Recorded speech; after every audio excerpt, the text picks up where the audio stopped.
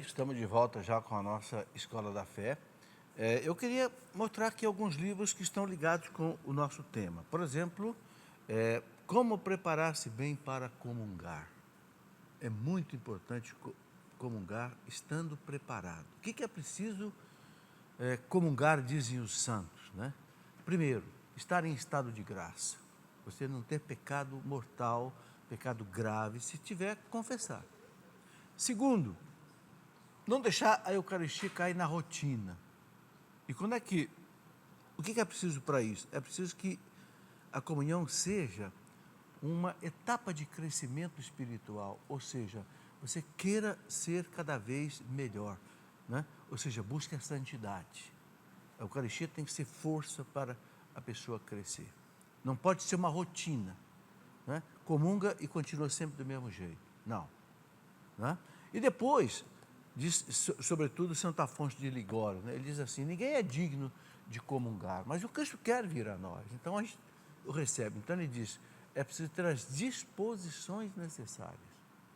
É isso, estar no estado de graça, querer buscar a santidade, querer fazer a vontade de Deus, né? Ter essa disposição de querer ser melhor.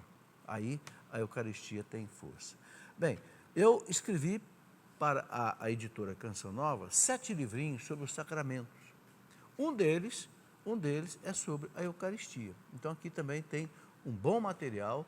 Eu coloco aqui a doutrina, coloco aqui o que está, por exemplo, no Código de Direito Canônico da Igreja sobre a Eucaristia, as normas, né? O rito da missa, nesse livrinho também. E um livro muito bom é este aqui, A Eucaristia, é de um bispo italiano, né? O Dom Raffaello Martinelli, que trabalhou com o Papa Bento XVI durante muitos anos na Congregação da Fé do Vaticano. E preparou essa beleza de livro para formar crianças, formar jovens, explicando toda a Eucaristia, a missa, e muito bem ilustrado, né? E o Dom Raffaello, ele, com o desejo dele de divulgar esse livro no Brasil, inclusive ele nos doou os direitos autorais, nem quis receber nada de direitos autorais para ver esse livro dele publicado no Brasil. E ele tem 7 livros, né? Também sobre a Crisma, Sacramento do Matrimônio, que, se Deus quiser, a gente vai traduzindo do italiano para o português e vamos aí publicando, ok? Bom, quero mostrar também, rapidamente, 2 livros que nós lançamos nesta semana. Eu já expliquei aqui que eu estou fazendo um trabalho junto com a editora Cultor de Livros, que é uma editora de um amigo católico de São Paulo, o Luiz Eduardo, de nós resgatarmos livros antigos, bons, de autores que já morreram, padres, jesuítas, dominicanos, etc., que já morreram, e que deixaram livros de belíssima espiritualidade, mas que foram abandonados. Então nós estamos fazendo esse trabalho. Um deles é esse, Monsieur Bugot, francês, né? A Dor. É um livro que explica maravilhosamente o sentido do sofrimento, né? Maravilhoso, A Dor. Um outro livro que lançamos esta semana, do Chirivers, muito bom, O Dom de Si. Como é que você vive uma vida abandonado em Deus, né? É tudo que a gente precisa, né? Ter uma confiança em Deus, ter um abandono em Deus, entregar a vida, os problemas, a família, a profissão, o casamento, e viver tranquilo na mão. Como é que a gente faz o dom da vida na mão de Deus? Um livro, todos esses livros são livros meus de meditação, livros de cabeceira. Eu nunca publico um livro sem antes eu ter lido, ter gostado muito, né? E poder, inclusive, recomendar, então, para as pessoas. Bem, vamos continuar aqui o nosso estudo da Eucaristia. Pode colocar aí. A liturgia da palavra e a liturgia da Eucaristia constituem, então, juntas um só e mesmo ato de culto. Um só e mesmo ato de culto, né? Pois a mesa preparada para nós na Eucaristia é, ao mesmo tempo, a da palavra de Deus e do corpo do Senhor. Então, palavra de Cristo, corpo de Cristo, formam esse culto, né, maravilhoso da Eucaristia. Pode passar. A transubstanciação, né? Já expliquei na aula passada. O que é a transubstanciação? Quando o trigo se transforma no corpo de Cristo, a natureza do trigo. E a natureza do vinho se transforma no sangue de Cristo, mantendo a espécie. A espécie, quer dizer, a aparência, aquilo que você vê, o gosto, o cheiro, né? Mas não é mais pão, não é mais trigo, porque mudou a natureza, e a natureza a gente não vê. É um milagre. Agora, uma coisa interessante, né? Que está no Missal Romano, quem quiser conferir, da editora Paulus, sexta edição, na página 36. O Missal manda ajoelhar na hora da consagração. Olha, o Missal diz assim: ajoelhem-se durante a consagração, a não ser que a falta de espaço ou o grande número de presentes ou outras causas razoáveis não o permitam. Então, em condições normais, numa igreja, não, né, dá para ajoelhar, o Missal manda ajoelhar. Eu estou colocando isso porque eu já vi padre proibindo as pessoas de ajoelhar na hora da Eucaristia, da consagração. Não pode fazer isso não, seu padre. Está no Missal Romano, o Missal manda ajoelhar. Eu aqui, com todo respeito, eu queria dizer uma coisa aqui. Eu fico, às vezes, chocado de ver como é que, em algumas missas que eu participo, o Missal Romano não é obedecido. Por exemplo, não pode, por exemplo, é proibido, em vários documentos sobre a Eucaristia, é proibido a pessoa que vai comungar, ela pegar a hóstia e comungar. Isso é proibido. O ministro tem que entregar. Não pode também a pessoa pegar a hóstia no cálice e ela molhar no sangue de Cristo. Também não pode. É o ministro que tem que pegar a hóstia, molhar o sangue de Cristo e dar para a pessoa.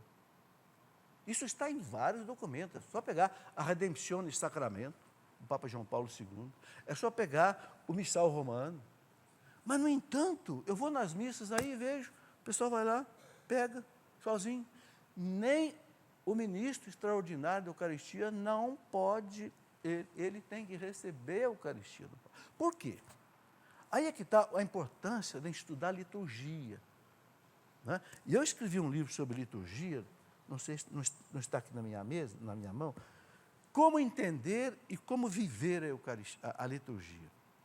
Tudo na liturgia tem um sentido. Por que eu tenho que receber a Eucaristia do ministro? Porque é o Cristo que na Santa Ceia deu a Eucaristia para cada um. Está entendendo?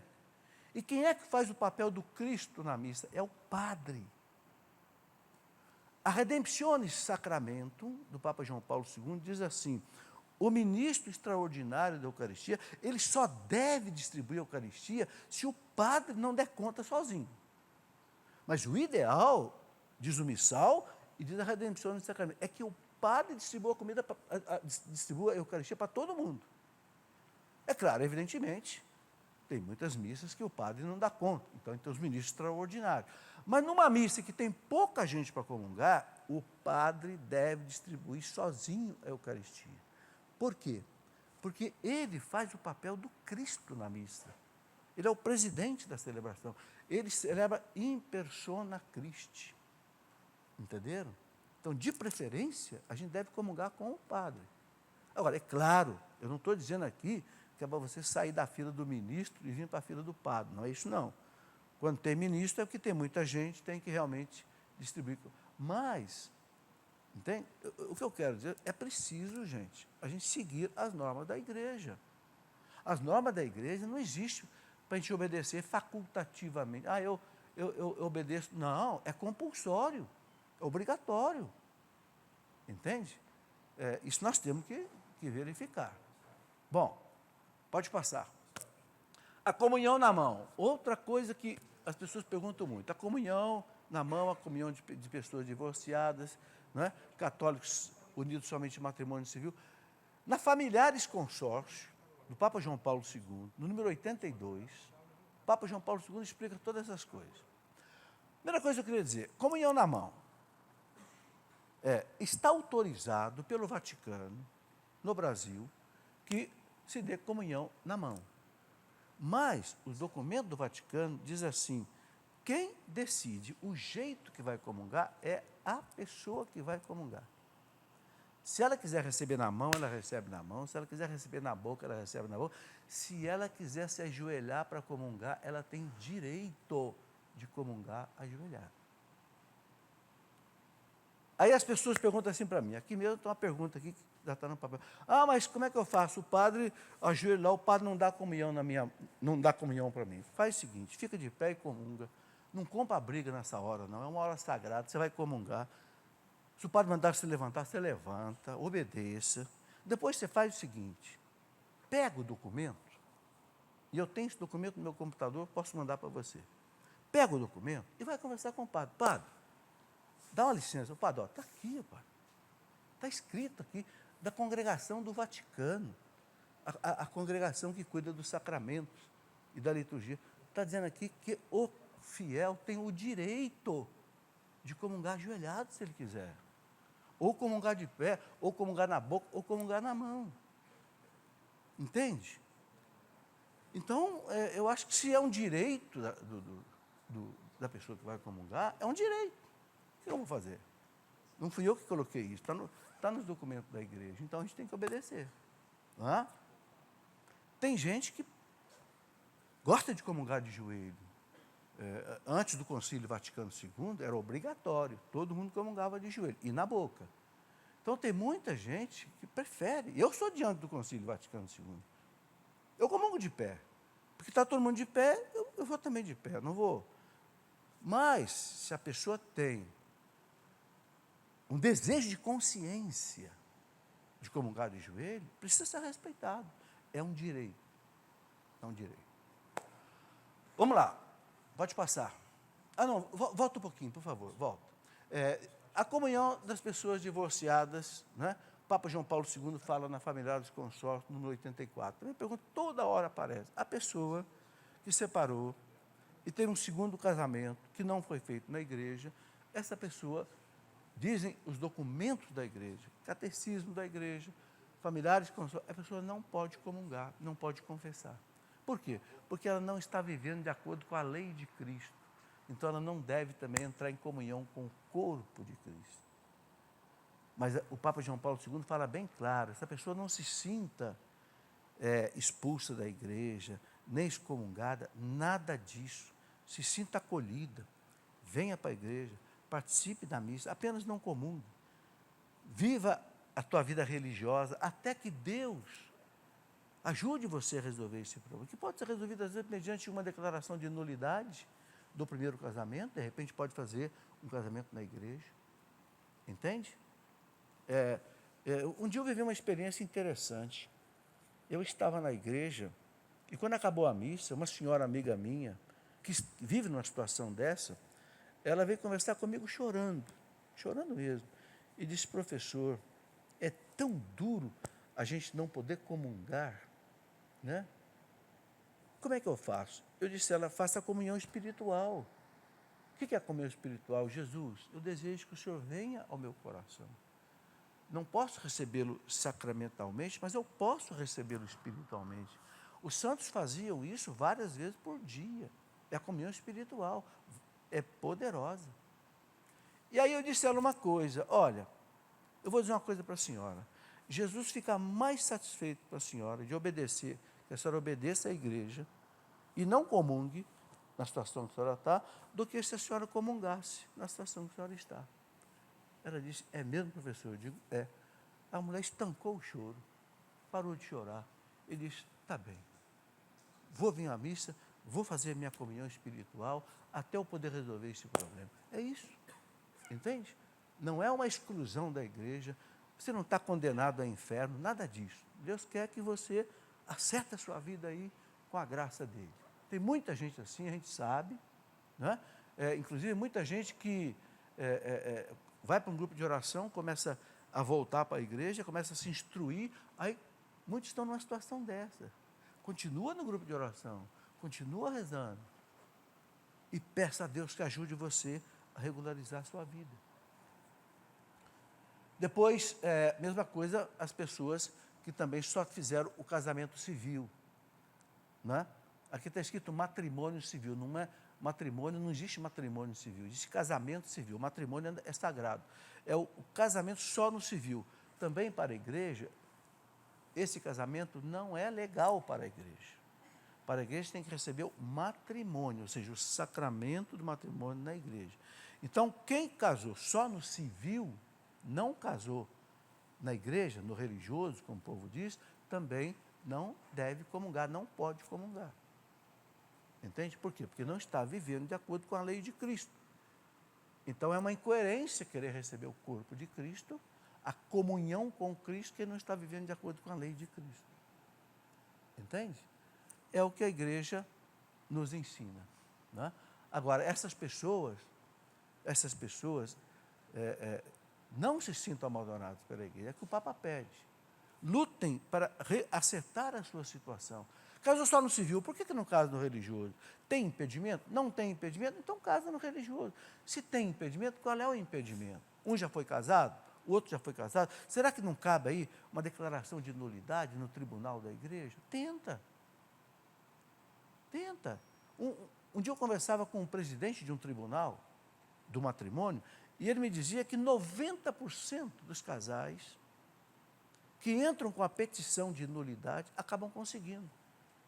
Porque, de fato, infelizmente, há muito casamento que é nulo.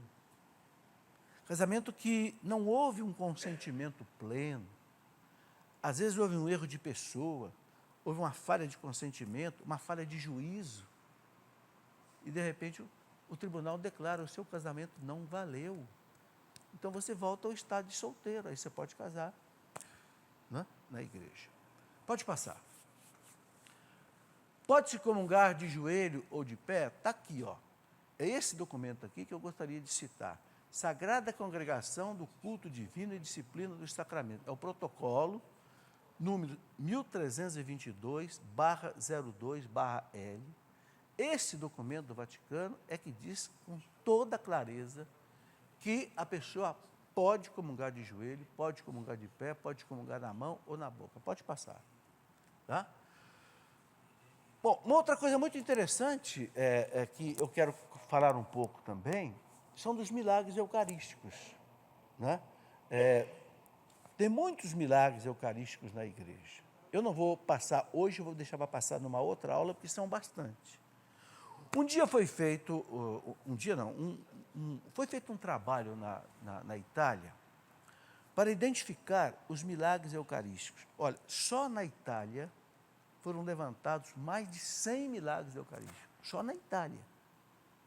Se for contar no mundo inteiro, então.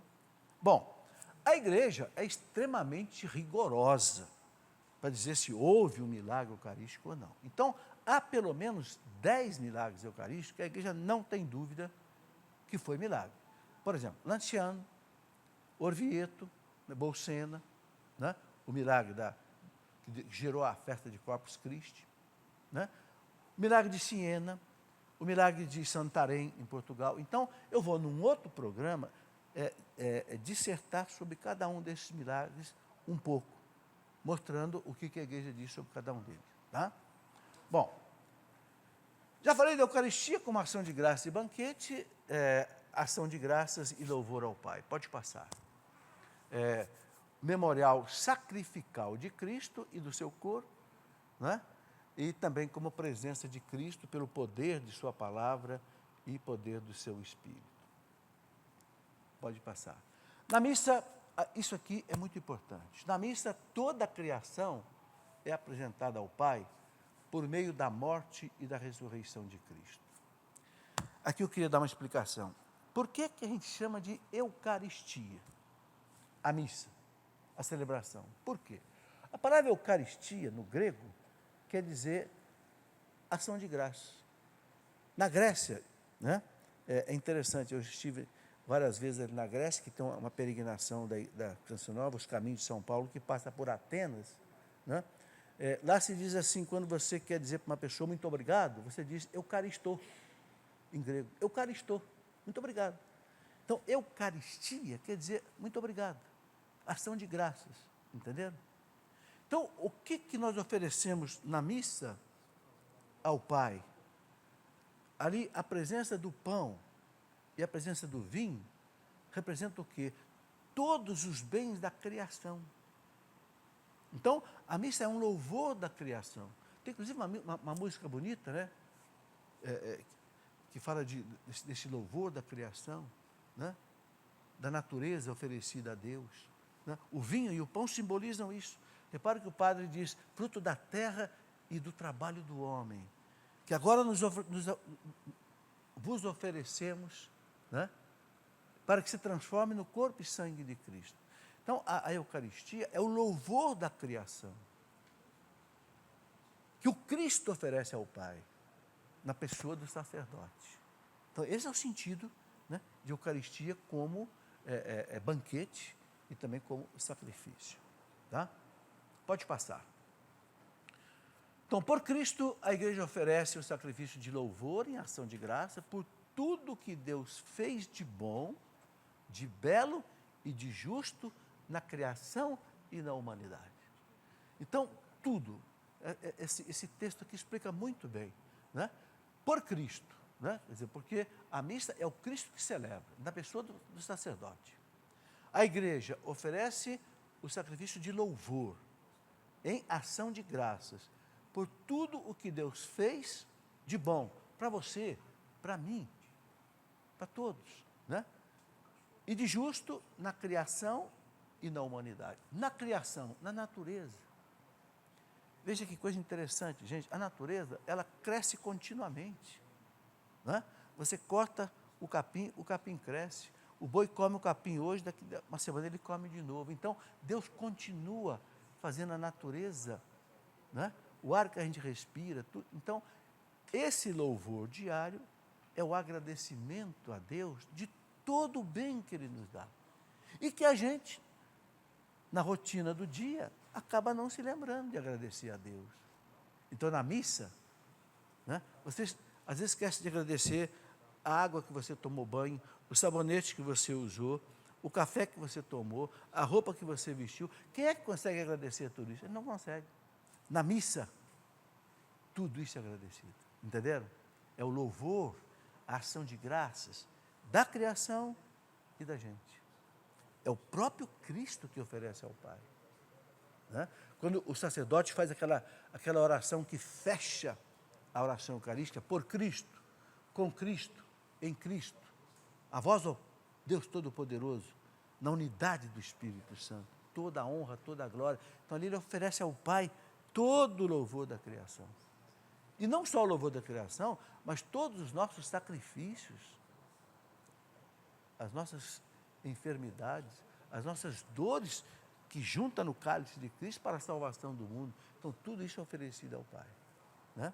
Sabe, gente, esse sentido da missa é muito importante explicar para as pessoas. Por que são tão poucos católicos que vão à missa ao domingo? Talvez não seja mais de 15% dos católicos.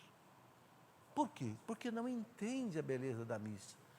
Acha que a missa é aquela coisa chata, que o padre lá fica falando, e ele sozinho aqui, não sabe.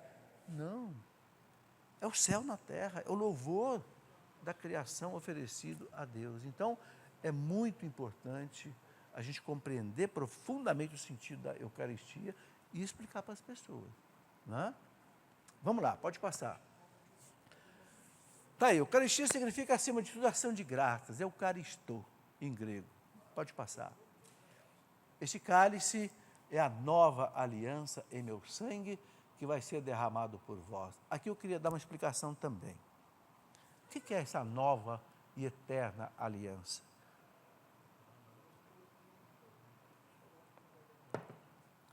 Depois que o homem pecou no paraíso, houve o rompimento da humanidade com Deus.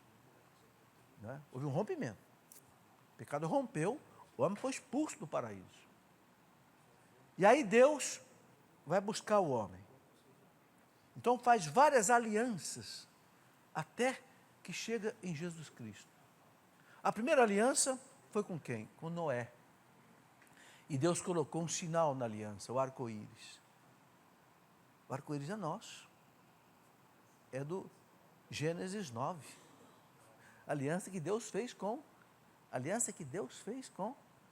Noé. Falou, claro, vou colocar o meu sinal nas nuvens. Por quê? Porque o arco-íris, ele começa no céu e desce até a terra.